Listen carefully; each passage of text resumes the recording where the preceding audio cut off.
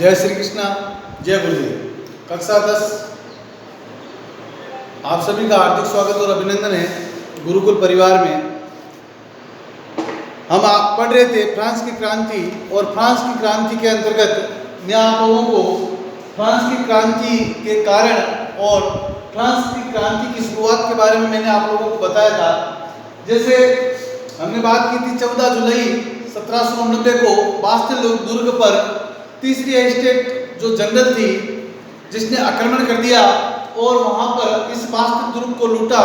वहां के अस्त्र और शस्त्र को लूट कर ले गए और वहां पर कैद जो कैदी थे उन सभी को उन्होंने रिहा करवा दिया था। इसके बाद में जैसे हमने देखा कि फ्रांस का जो शासक था लुई 16वां, जिसने तकरीबन 160 साल के बाद में जो सीनेट की बैठक रखी थी, संसद की बैठक रखी थी, जिसके अंदर तीसरी एस्टेट जनरल को उन्होंने किसी प्रकार का कोई महत्व नहीं दिया था, उनको उसके अंदर सम्मिलित नहीं किया था। तब इस असेंबली के अंदर तीसरी एस्टेट जनरल जो तृतीय एस्टेट जनरल थी, तृतीय एस्टेट जनरल जो थी, इन्होंने इसका बहिष्कार किया और 20 अगस्त 1790 को इस तीसरी एस्टेट जनरल ने अपने आप को राष्ट्रीय असेंबली घोषित कर दी थी। राष्ट्रीय असेंबली घोषित कर दी थी। तभी फ्रांस के शासक लुई 16वें ने इस तीसरी एस्टेट जनरल को बाद में राष्ट्रीय असेंबली के रूप में इसको मान्यता भी दी और अब प्रथम और द्वितीय एस्टेट जनरल के साथ में तीसरी एस्टेट जनरल का भी उस सीनेट और संसद के अंदर वर्चस्व बढ़ गया था।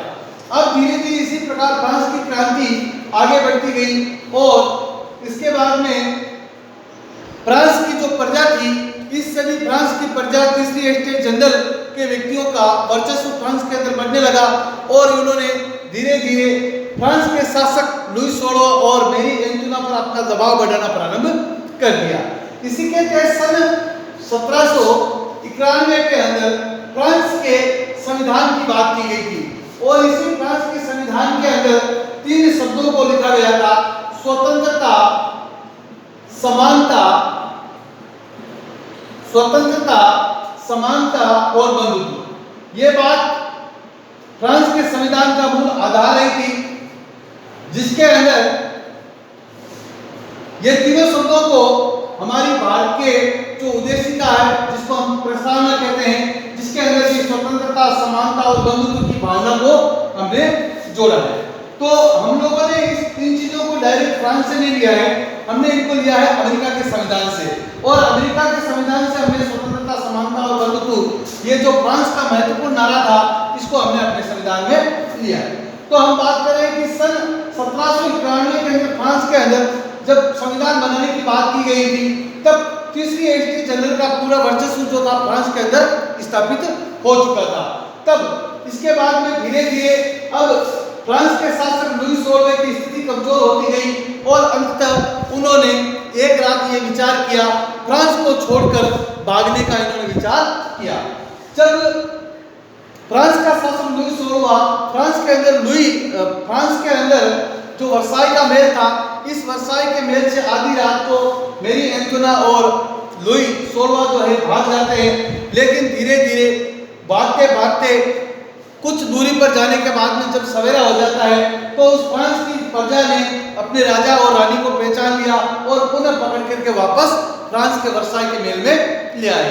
इसके बाद में एक जैकोबिन क्लब का निर्माण होता है और इसी जैकोबिन क्लब के अंदर फ्रांस के जो दार्शनिक थे, वॉल्टेयर वगैरह, इन व्यक्तियों ने जो है इस फ्रांस की क्रांति में अपना योगदान दिया। और इसी के साथ हम आगे बढ़ते हैं कि धीरे धीरे फ्रांस की क्रांति यहाँ तक पहुंच गई। सन 1793 के अंदर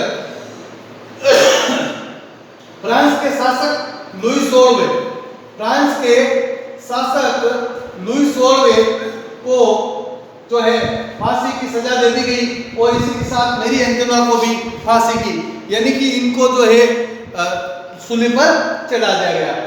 फिर धीरे धीरे फ्रांस के अंदर जैकोबिन दल का जो है वर्चस्व बढ़ने लगा और इसी समय फ्रांस का एक सेनापति था जो आपके बाहर सेना में, किसी सेना में एक सेनापति के रूप में कार्य करता था और इस व्यक्ति का नाम था Napoleon Bonaparte. Napoleon Bonaparte, Napoleon Bonaparte जो है पूरे यूरोप के कुछ देशों को विजय करके वापस लौट रहा था।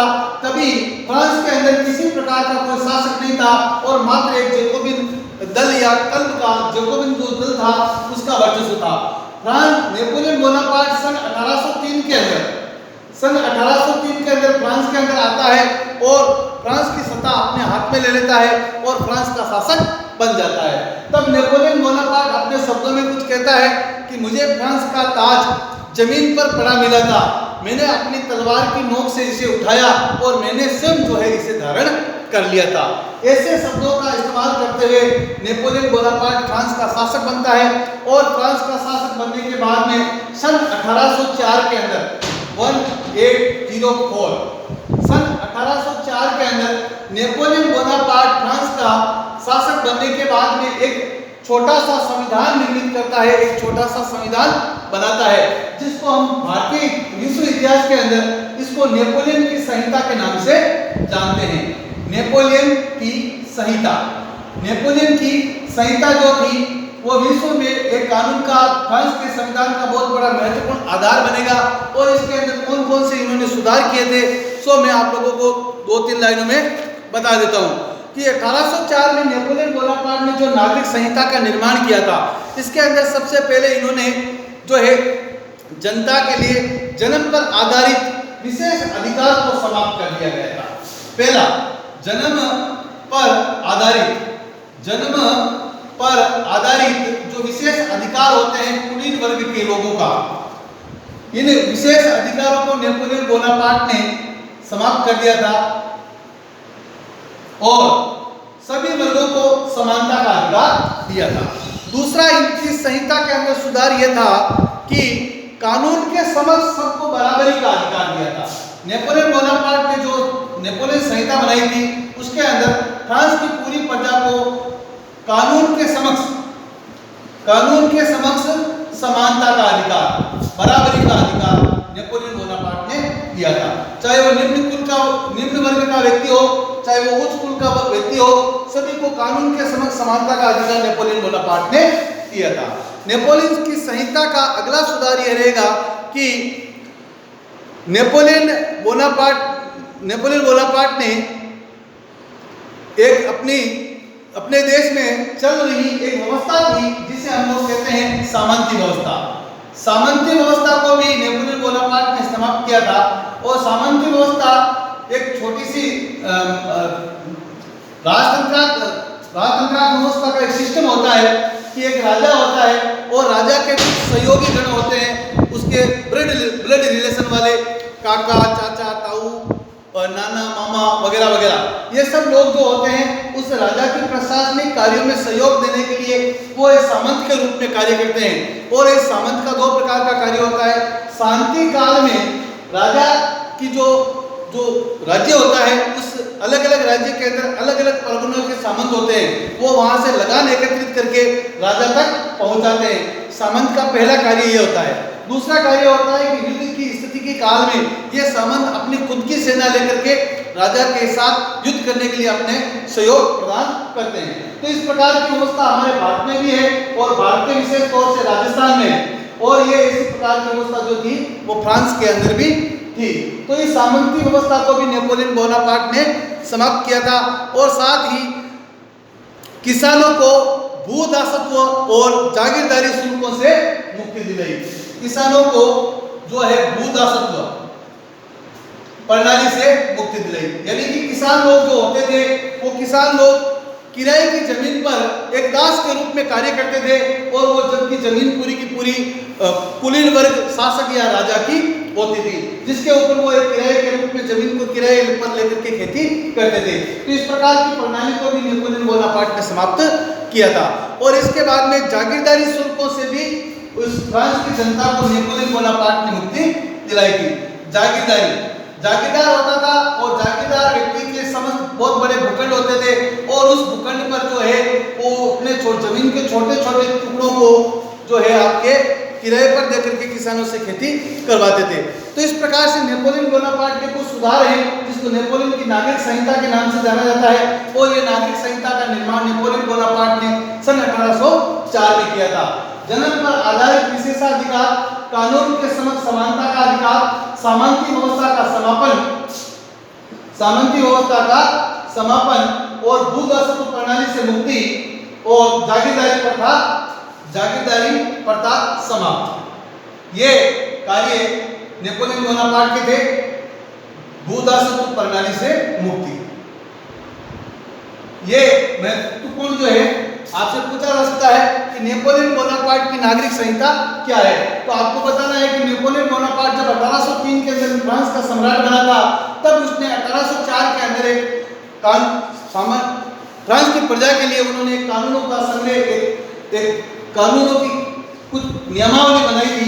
इसके अंदर इन्होंने बताया था कि जन्म पर आधारित विशेष अधिकार जो कुली वर्ग के थे उनको समाप्त कर दिया गया, कानून के समक्ष सबको समानता का अधिकार दिया गया, सामंती व्यवस्था को इन्होंने समाप्त कर दिया, भूदासत्व प्रणाली से लोगों को मुक्ति दिलाई और जागीरदारी प्रथा को इन्होंने समाप्त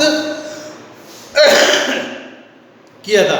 इस प्रकार से हम कह सकते हैं कि इसके अलावा भी नेपोलियन बोनापार्ट ने यातायात और संचार व्यवस्थाओं को सुधारा, किसानों, कारीगरों, मजदूरों और उद्योगपतियों को नई नई आज़ादी उनको दिलाई, और साथ ही जो है उद्योगपतियों और खास तौर पर सामान बनाने वाले लघु उत्पादक ये समझने लगे कि एक समान कानून जो है मानक भार, नाप और राष्ट्रीय मुद्रा से इस इलाके में एक दूसरे में वस्तुओं और पूंजी के आवागमन से धीरे धीरे वहाँ की प्रजाओं को सहूलियत मिली।